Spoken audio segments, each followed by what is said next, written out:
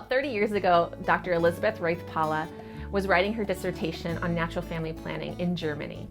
She found shortly that there were many secret codes that women did not know about that were going on within their bodies. She started teaching this information to women, and they soon came to her and said, please come and teach this to our daughters. And she was able to then develop a program called the Cycle Show. The Cycle Show, it was developed as a multimedia program. It's a 5-hour workshop that allows young girls from 10 to 13 years old to learn about what's happening in their bodies. The main mission of this program is to allow girls to know that they can protect what they value and respect.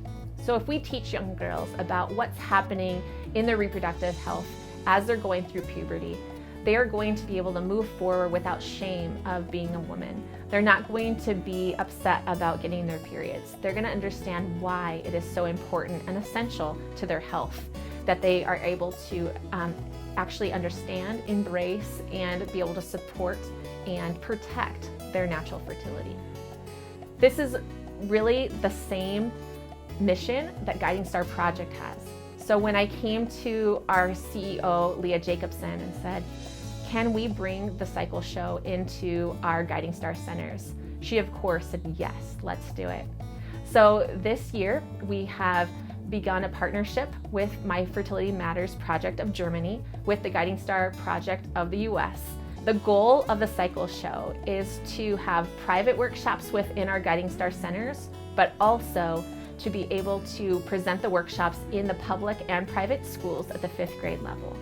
So soon we will see this support of natural functions of women's bodies happening at the very young age of 5th grade and following these girls all the way through their reproductive lives.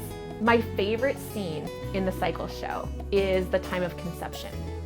At that point, the girls have each chosen a sperm that has followed its way through the reproductive organs and through this storyline, and it comes to the point where they roll a dice and find out which one wins.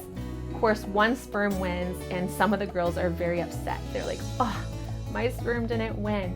But then as an instructor, we get to look into the eyes of each one of these young women and let them know that you might not have won this game, but in reality, you were a double champion.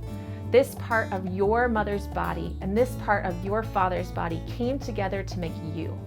And it wasn't the sperm next to it, but you were chosen. And at that moment, when they realize that they are a double winner, they have a respect level that grows. And they realize, wow, I was created uniquely, and I was created good. And all of these things are going to be able to happen in my body too. And my friend next to me was created in this way also.